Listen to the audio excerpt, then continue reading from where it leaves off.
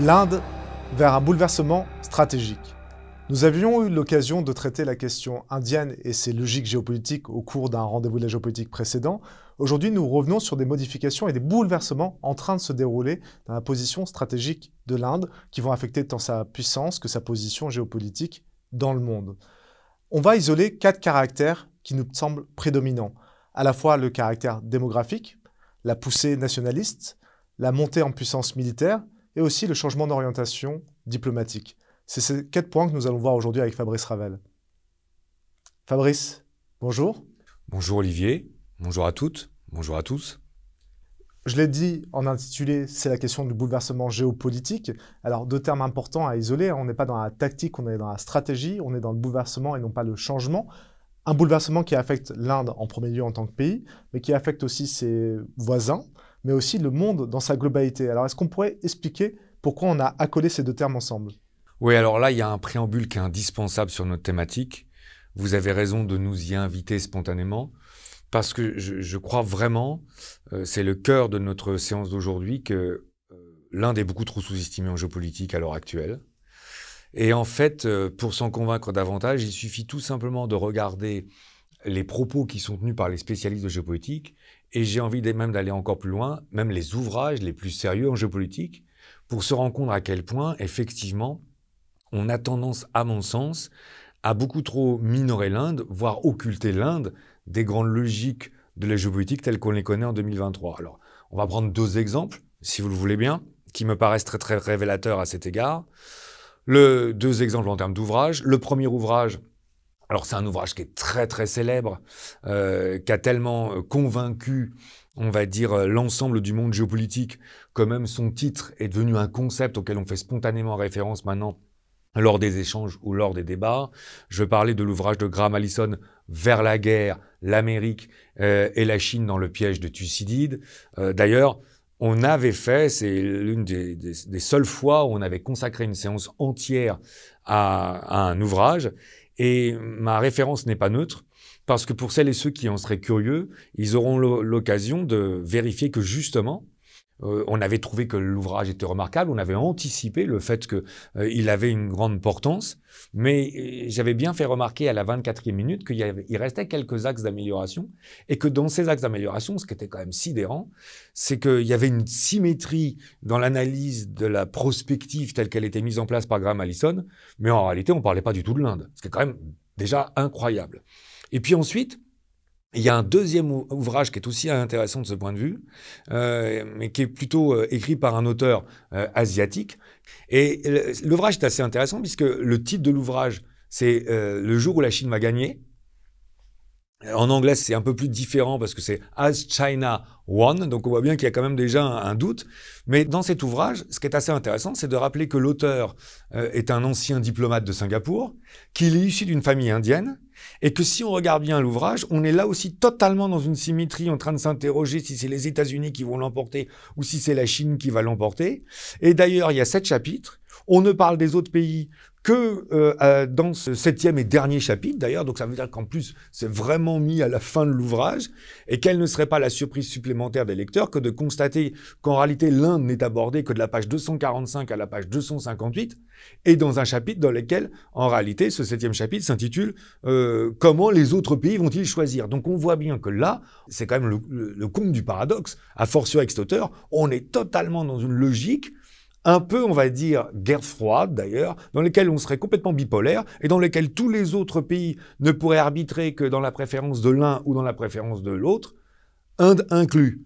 Je pense qu'on va se rendre compte lors de notre séance, justement, c'est tout son intérêt, qu'à mon sens, c'est loin d'être le cas. Oui, et si on veut débuter, commençons par la caractéristique démographique, puisque l'Inde est un géant démographique. On sait, juste derrière la Chine jusqu'en 2023, et peut-être qu'il y a des bouleversements là aussi qui sont en train de s'opérer. Et on a insisté là-dessus aussi dans les rendez-vous de la géopolitique. La démographie est un critère crucial en géopolitique. C'est vrai qu'on avait été amené à faire un rendez-vous de la géopolitique sur la démographie. Et vous avez raison spontanément de nous amener tout de suite sur ce premier paramètre, ce premier aspect. Parce que j'imagine que certains de nos auditeurs vont dire « Bon, mais ça, c'est assez entendu ou c'est assez classique. » Mais peut-être que le fait de prolonger notre raisonnement sur cet aspect va quand même surprendre de par l'amplitude qu'il est en train de prendre. 1,4 425 millions d'habitants. C'est le chiffre tel que l'ONU prévoit que l'Inde va l'avoir le 14 avril 2023. Pourquoi cette date? Parce que cette date est historique, on va dire à l'avance. C'est le jour où il est prévu que l'Inde dépasse la Chine d'un point de vue démographique. Et si on entend bien la date que je suis en train de donner, 14 avril 2023, je pense que tout le monde aura compris qu'on enregistre un tout petit peu avant. Enfin, c'est demain. Et donc, c'est aujourd'hui où on y est. Et donc, en fait, pour bien comprendre ce qu'on est en train de dire, et ça, c'est quelque chose qu'on avait évoqué dans cette séance, et qui avait amené des commentaires un peu étonnés, mais il faut se rappeler que dans l'histoire moderne, sur plusieurs siècles, en réalité, la position de la Chine était incontestable en termes de leader démographique. Donc là, on a un bouleversement qui est très, très important et qui va bien au-delà de la simple, pour l'Inde, qui consisterait à être un simple satisficit, d'avoir la première place. Parce que si on va dans la continuité de ce raisonnement, qu'est-ce qu'on peut remarquer? D'abord, qu'il est dans des proportions très très importantes et qui s'inscrit sur le long terme. Si vous m'y autorisez, je vais donner quelques chiffres. Il faut bien comprendre que lors du dernier recensement en 2011, la population indienne était d'1,2 milliard d'habitants. Donc quand on est en train d'évoquer ça, on voit bien que l'Inde aurait gagné 200 millions d'habitants en 10 ou 12 ans.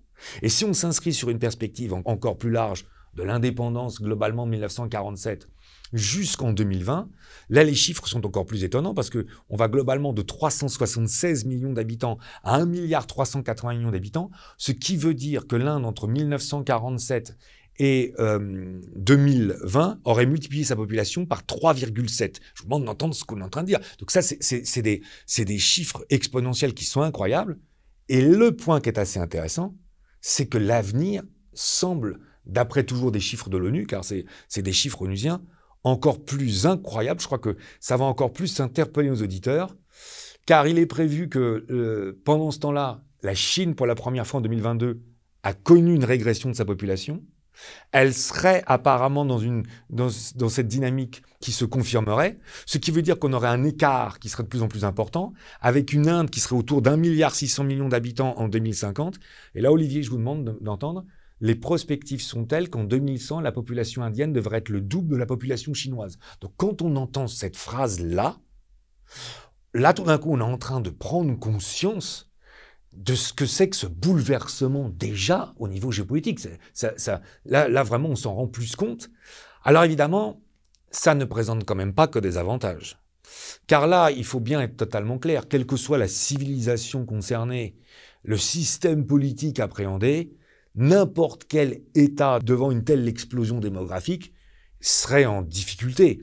Parce que là, on voit bien l'ensemble des efforts qu'il va falloir faire au niveau académique, pédagogique, pour l'encadrement. On voit bien en termes de réseau routier, de logistique sanitaire. Enfin, c'est un travail qui est exceptionnel. Et d'ailleurs, il y a une information qui est quand même pas totalement inintéressante.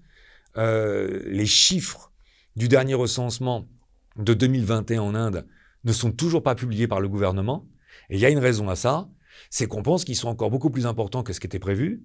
Or, en fait, ce qu'il faut savoir, c'est que l'Inde a un système de distribution et d'assistance des prix, notamment au niveau agroalimentaire, de distribution qui est considéré comme l'un des plus grands au monde.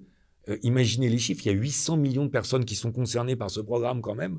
Donc on voit bien que toute explosion démographique non contrôlée ou non maîtrisée amènerait l'État indien devant des efforts logistiques et des dépenses financières telles que, évidemment, ça en devient beaucoup plus compliqué. Donc là, on voit bien, ceci étant, la guerre en Ukraine, voilà un rapprochement qui peut étonner, va aussi nous rappeler quelque chose qu'on a trop oublié longtemps en géopolitique.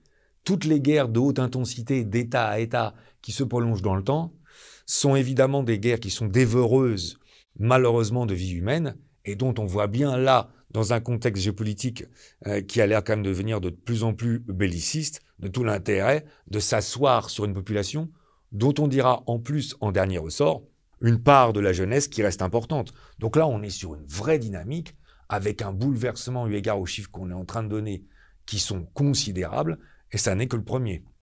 Et pour en venir au second point qui a à voir avec cet aspect belliciste, c'est bien sûr celui de la puissance militaire.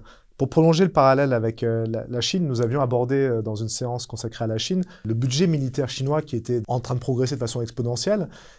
Et c'était un critère qui était un peu oublié jusqu'à présent, sauf que maintenant on le voit bien. Qu'en est-il pour ce qu'il est de l'Inde? Alors là, on a affaire à un deuxième bouleversement. On essaiera de mettre en évidence la dynamique telle qu'elle nous entraîne. Là aussi, les chiffres, évidemment, on s'y attend spontanément au regard à ce qu'on vient de dire, sont en proportion. Les effectifs de l'armée indienne, c'est 1 450 000 hommes, auxquels il faut rajouter 2 millions de réservistes et auxquels il faudrait rajouter 1,5 million de forces paramilitaires. Et là, on voit bien, en cumulant ces chiffres, qu'on arriverait sur des forces globalement assez rapidement mobilisables de 5 millions. Donc ça, c'est quand même très considérable. Et de rappeler d'ailleurs que quand on regarde les matériels, alors là, évidemment, il faudrait aussi faire un certain nombre de différences par rapport à leur modernité ou à leur vétusté, mais ils sont relativement considérables. Mais dans la continuité de notre argument, comme vous nous y invitez d'ailleurs, ce qui est assez intéressant à noter, c'est que là, tout récemment, l'Inde a annoncé son budget militaire, qui va être à hauteur de 72 milliards 600 millions, ce qui est une progression de 13% par rapport à l'année précédente. Et là, on voit bien, à travers ce qu'on est en train de dire, qu'on a 13%, c'est une progression qui est évidemment considérable. Alors, certains ne manqueront pas, à juste titre, de faire remarquer que ça reste quand même très, très éloigné de deux autres grandes puissances, qui sont les États-Unis d'Amérique, 858 milliards, qui est le pays qui dépense le plus d'armement au monde, et puis la Chine, qui est un grand rival, on va y revenir, de l'Inde, qui serait à 225 milliards. Mais l'Inde arrive en troisième position. Donc ça veut dire qu'on est quand même sur un pays qui est en train de financer son armée à hauteur du troisième engagement budgétaire ou financier, si vous m'autorisez, sur des effectifs qui sont considérables. Alors là aussi, il y a quand même un certain nombre d'axes d'amélioration qu'il faut mettre en évidence. D'abord, malgré tous les efforts du Premier ministre Modi, on comprend bien que la démarche volontariste qui est empreinte de patriotisme, pour pas dire de nationalisme, pousse à l'indépendance de l'Inde, essaye de faire en sorte que l'industrie indienne puisse être assez autonome, mais l'Inde reste l'un des plus grands importateurs d'armement au monde. Et là, c'est assez intéressant de considérer d'ailleurs que c'est peut-être déjà une première esquisse ou un premier indice sur ce qu'on va être amené à dire postérieurement. L'Inde achète aux Russes, mais l'Inde achète aux Américains, l'Inde achète aux Israéliens et l'Inde achète aux Français. Donc là, c'est assez intéressant parce qu'on voit bien qu'il y a quand même une subdivision ou on va dire une multiplication d'interlocuteurs qui, malgré le fait qu'on dépende beaucoup de l'extérieur, tend à les diversifier pour, comment dire, nuancer cette dépendance qu'on a envers eux. Donc ça, c'est une chose qui paraît importante. Et d'ailleurs, les programmes militaires indiens ont l'air de prendre du retard pour deux raisons principales. La première, c'est qu'on est quand même en train, avec le gouvernement actuel, de mettre des objectifs qui sont très, très ambitieux, peut-être un peu trop, avec des délais qui seraient trop courts par rapport à des armes comme les avions, les chars ou la flotte. Ne pas oublier que l'Inde est en train de développer une forte marine avec un porte-aéronef acquis chez les Russes. Et puis, il y a aussi une bureaucratie qui paraîtrait très, très pesante et qui aurait l'air quand même de donner une certaine inertie. Donc là, on a un axe d'amélioration. Ceci étant, je crois que sur cet aspect-là, la dynamique la plus importante à considérer, c'est qu'on voit bien que l'Inde est en train d'être en phase de transition, telle que paradoxalement, la Chine l'a bien connue dans les années 80-90. Si on fait référence à des manuels ou à des encyclopédies de vulgarisation telles qu'elles étaient très prolixes dans les années 1980-1990, on voit bien qu'à l'époque, la Chine cherchait à compenser son manque de matériel ou le manque de modernisation de son matériel par des effectifs pléthoriques. C'est un peu la situation, me semble-t-il, de l'armée indienne à l'heure actuelle, mais on voit bien qu'elle est en train de corriger la situation, d'autant plus que ça aussi, c'est un facteur d'amélioration. En réalité, aujourd'hui, dans le budget indien, à peu près 27% du budget est consacré sur des dépenses d'investissement, donc d'achat de matériel. Mais le poids des salaires des soldats indiens, de par l'importance des effectifs qu'on est en train de donner, c'est 47%. Et le poids des soldats ou des militaires à la retraite, c'est 26%. Donc on voit bien qu'en plus, il y a un effet cumulé pour l'Inde qui consisterait à un peu réduire les effectifs, non pas pour perdre en puissance, mais tout simplement pour, on va dire, moderniser une armée dont on peut considérer que les effectifs sont quand même trop pléthoriques et dont la modernisation va amener une montée en puissance et ne pas nécessiter un effectif aussi puissant. Voilà un deuxième aspect d'un bouleversement majeur qui vient se rajouter en premier. Et on voit bien que là, il y a un instrument qui est à la disposition du pouvoir politique et qui va peut-être être d'autant plus important que lui aussi, le pouvoir politique en Inde, connaît un bouleversement majeur. Oui, vous nous avez déjà mis sur la piste de ce bouleversement, puisqu'il y a une poussée du nationalisme en Inde, avec l'actuel Premier ministre. Et cette poussée nationaliste, bien sûr, elle a un impact sur la société indienne, mais aussi sur la perception que l'Inde a de son environnement et donc ses objectifs stratégiques. C'est exactement ça. C'est-à-dire une évolution sur en plus le rôle tel que l'Inde se perçoit qu'elle doit l'avoir dans le monde ou se persuade qu'elle doit l'avoir dans le monde. Et en fait, là, évidemment, il y a une première approche, je pense, qui vient spontanément à l'esprit de beaucoup de gens qui seraient extérieurs à l'Inde et peut-être en particulier en Occident. On a des images emblématiques, classiques, j'ai envie de dire, dans tous les sens du terme, de Gandhi et de Nehru, avec une approche des relations internationales qui consistait à se mettre en retrait. C'était le non-interventionnisme au moment de la guerre froide. Mais il faut bien comprendre que dans cette démarche-là, il y avait une part, certes, de neutralité, mais ça n'était pas que ça. Il y avait aussi la volonté que d'essayer de promouvoir, notamment auprès des pays du Sud, des progrès. Nehru avait particulièrement insisté sur la nécessité de sortir l'Inde de la pauvreté. On n'est plus du tout dans ce cadre-là depuis 2014, depuis l'élection répétée du Premier ministre Modi, dont il faut dire clairement les choses. Il est le représentant d'une coalition de plusieurs partis nationalistes indiens, dont le nationalisme est très prononcé, qui d'ailleurs s'articule autour d'un principe clé, qui est le principe de l'hindouité. Et là, il faut bien comprendre, sans vouloir rentrer trop dans les détails, parce que ce qui va nous intéresser, bien sûr, c'est le prolongement au niveau géopolitique, que le concept d'hindouité, c'est le fait de rendre la fierté aux Indiens sur des bases nationalistes ethniques. Alors quand on connaît en plus la composition de l'Inde, on voit bien là tous les risques de friction spontanée qu'il y a et en Inde et évidemment dans l'approche immédiate du pays ou l'environnement immédiat du pays. Et donc là, en fait, l'histoire serait une sorte de frustration par rapport à énormément d'invasions qui auraient été vécues de l'extérieur, jusqu'à l'Empire moghol et jusqu'évidemment à l'occupation britannique qui va connaître son apogée au 19e siècle jusqu'en 1947 au 20e siècle. Donc là, il y a toute une fierté indienne qui est en train de ressortir. Et d'ailleurs, pour les observateurs attentifs, il y a un moment là contemporain qui est très intéressant, c'est que l'Inde préside le G20. Et si on écoute bien le discours du Premier ministre Modi, par exemple le 2 mars 2023, lors de l'ouverture de nouvelles réunions, ou lors du lancement de cette présidence le 15 novembre 2022, ce qu'on voit bien, c'est qu'il stigmatise l'incapacité des organisations internationales à régler ce qu'il appelle les grandes difficultés, le réchauffement climatique, la Covid et la guerre en Ukraine. Et de façon répétée, il dit bien que les organisations internationales ne sont pas capables d'apporter de problème, qu'il n'est pas possible d'avoir une collégialité au niveau international et que donc il va falloir passer par d'autres moyens. Et ça ne devrait pas tellement nous surprendre parce que le ministre des Affaires étrangères a écrit un ouvrage en 2020, The Indian Way, non traduit, mais dont le titre, La voix indienne laisse spontanément à penser, Monsieur Jaishankar.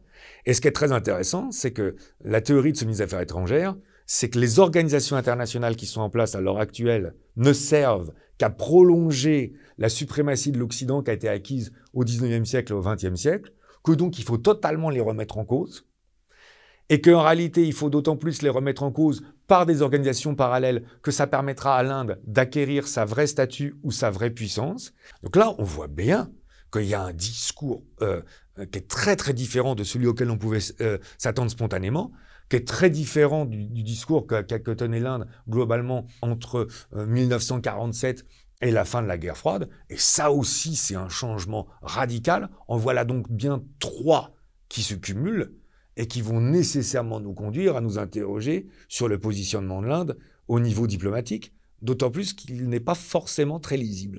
Oui, parce qu'à vous entendre, on a l'impression de voir un nouveau positionnement indien. Or, quand on regarde les actions concrètes sur le terrain ou les alliances que l'Inde noue, là, on voit qu'il y a des actions qui peuvent sembler contradictoires ou paradoxales. Comment on peut expliquer ça? C'est vrai. Alors là, pour pouvoir d'autant plus souligner le paradoxe, si vous me le permettez, je pense qu'il y a un cadre géographique qu'il faut remettre en place et un cadre historique très très rapide qu'il faut remettre en place. D'abord, il ne faut jamais oublier que l'Inde, c'est globalement 3500 km de frontière avec la Chine. C'est quand même très intéressant parce que là, on voit bien qu'on a deux pays dont la masse continentale et démographique spontanément, en plus limitrophes, les amène forcément à se sous-peser, ce qu'on tente de dire. Ensuite, il y a 2900 km de frontières communes avec le Pakistan, dont on va rappeler assez vite que le moins qu'on puisse dire, c'est que les relations ne sont pas totalement apaisées avec l'Inde. Et puis, il y a plus de 7000 km de côtes.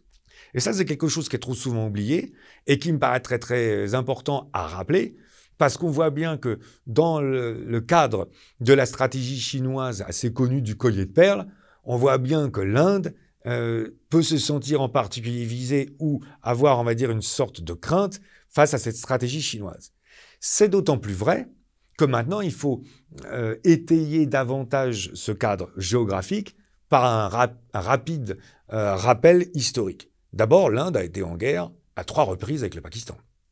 De 47-48, puis en 1965, puis en décembre 1971, excusez du peu, de ne pas oublier d'ailleurs que les Indiens ont été assez, agacés de voir que les Américains étaient empreints d'une certaine timidité et d'une certaine même préférence par rapport au Pakistan, parce que le Pakistan, pour différentes logiques qui nous emmèneraient trop loin, était une sorte d'allié privilégié pour lutter contre l'Union soviétique et qu'on était en pleine guerre froide.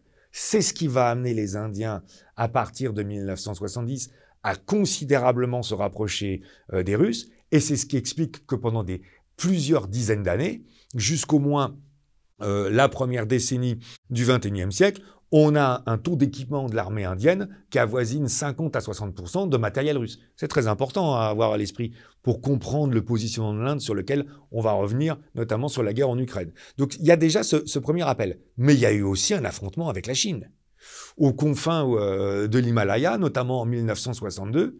Et d'ailleurs, la tension est tellement importante. Ça, c'est peut-être pas des choses qu'on a beaucoup observées en Occident, mais qu'il y a eu au moins 24 soldats indiens qui sont morts lors d'escarmouches avec des troupes chinoises, là aussi, en 2020, donc sur les conforts de l'Himalaya. Et donc, on voit bien que là, on a 2 foyers de tension qui sont redoutables pour l'Inde. C'est la Chine et c'est le Pakistan. Et là, on se dit, bon, d'accord, mais alors, justement, le choix de l'Inde devrait être assez simple. Parce que là, on voit bien qu'il s'agirait, de égard à ce qu'on est en train de dire, de par le positionnement géographique d'une part et de par la narration historique d'autre part, que d'avoir un positionnement qui serait principalement contre ces pays et qui serait très pro-occidental.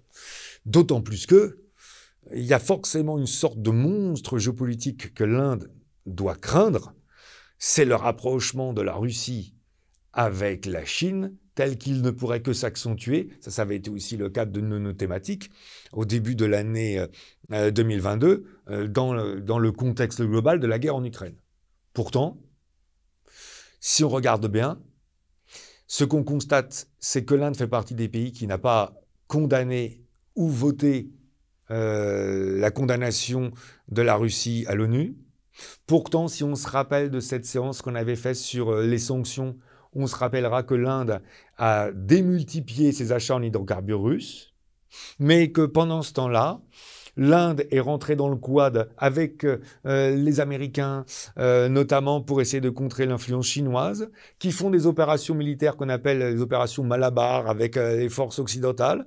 Et tout d'un coup, on se retrouve donc là avec une situation où on a l'impression que l'Inde reste proche des Russes, mais s'approche également des Américains, ce qui effectivement n'a pas l'air de nous donner une grille de lecture spontanée ou facilement lisible. C'est peut-être ce qui nous manque, une grille de lecture. Est-ce qu'on pourrait prendre le recul suffisant pour essayer de voir comment mettre en cohérence les aspects de ces actions? Cette notion du double jeu qui ne doit pas du tout être perçue de façon péjorative, elle nous est bien montrée par M. Thomas Gomard dans son dernier ouvrage « Les ambitions inavouées, ce que préparent les grandes puissances », puisqu'on voit bien d'ailleurs que dans le chapitre qui consacre à l'Inde, page 175, le titre du chapitre, c'est l'Inde, l'art du double jeu. Donc là, on voit bien que c'est beaucoup plus quelque chose dont on peut se targuer et dont on peut être fier, une maîtrise d'une approche politique. Et d'ailleurs, page 177, il attire notre attention sur le fait qu'effectivement, il y a une référence qu'il faut absolument avoir à l'esprit. Cette référence à un ouvrage du IVe siècle avant Jésus-Christ, l'Artha Sastra de Kautilya. Et c'est très important à comprendre parce qu'on considère que c'est quand même un ouvrage de sciences politiques, excusez du peu, qui est l'équivalent de l'art de la guerre de Sun Tzu. Donc c'est quelque chose qui pèse très très lourd et qui est très connu en Inde. Et là, il y aurait 6 axes ou 6 directives. Et parmi ces 6 axes ou ces 6 directives qui sont mis en avant, il y en a notamment une que cet auteur donc de l'Antiquité s'empresse de dire pour réussir. Il faut être dans le double jeu, parce qu'en réalité, être dans le double jeu, ça amène beaucoup plus de sécurité que les meilleures alliances qui soient. Alors là, j'invite toutes celles et tous ceux parmi nos auditeurs qui le souhaiteraient pour aller plus loin, d'aller feuilleter l'anthologie mondiale de la stratégie de Gérard Chaliand, des origines jusqu'au nucléaire, parce que justement, il y a tout un chapitre qui lui est consacré, de la page 407 à la page 451, et je me contenterai de dire que dans une de ses phrases d'introduction, Gérard Chaliand nous dit quand même, ça aussi c'est intéressant pour prendre la portée de l'œuvre, qu'on a affaire à un traité de sciences politiques qui se propose d'expliquer au prince comment diriger l'État, mais qui en réalité est empreint d'un réalisme totalement froid, qui est totalement déconnecté de moralité, tel qu'on le retrouvera d'ailleurs dans une tradition postérieure chez Hobbes et chez Machiavel. Donc là, on voit bien quand même qu'on a affaire à un ouvrage majeur. Et si vous me permettez, ce que je voudrais préciser d'ailleurs, pour qu'il n'y ait vraiment pas de malentendus et d'a priori, c'est qu'en plus, il faut bien comprendre que dans la civilisation indienne, la dimension de la politique, en particulier internationale, n'est pas de la sphère de la moralité ou de la sphère de la famille ou de la religion. Donc il ne faudrait pas considérer qu'il y a une volonté un peu perverse d'être immoral. Il y a la considération qu'on est dans une sphère amorale et que paradoxalement, même pour atteindre les objectifs les plus nobles, il faut s'inscrire dans cette posture. Donc là, on voit bien qu'en réalité, avec cette grille de lecture, on comprend bien que l'Inde multiplie les accords. C'est assez palpable d'ailleurs dans les différentes organisations internationales, parce que tout simplement, elle veut s'autoriser à avoir le maximum de ports d'entrée, le maximum d'entre-gens entre puissances, pour être totalement libre des choix qu'elle pourrait être amenée à faire suivant les événements géopolitiques tels qu'ils vont être amenés à se dérouler. On comprend bien la sécurité que procure ce double jeu, mais on voit aussi que la recrudescence de tensions aujourd'hui, que ce soit, vous l'avez cité, en Himalaya ou aussi à Taïwan ou encore au Cachemire, et la rivalité qui existe entre les États-Unis et la Chine, ne permettent pas à l'Inde de tenir peut-être cette position jusqu'au bout. Peut-être va-t-elle être amenée à faire un choix d'une puissance à privilégier. Oui. Et alors laquelle? L'Inde. L'Inde choisira l'Inde. Et pourquoi d'ailleurs s'en étonner dans un monde géopolitique dont on voit bien qu'on revient beaucoup plus à des relations classiques de rapports de force entre puissances, dans lesquelles, de surcroît, il faut rappeler que c'est par l'équilibre à travers ces puissances qu'on obtiendra la paix. L'Europe, plutôt que de s'en émouvoir, devrait plutôt en tirer des conséquences et s'en inspirer. Je dois reconnaître, Fabrice, que votre réponse me laisse quoi? J'étais totalement surpris. Je vous remercie de m'avoir pris au dépourvu. Merci pour cet échange. Merci à vous. Nous voici arrivés au terme de ce rendez-vous de la géopolitique. Merci à toutes, merci à tous de nous avoir suivis.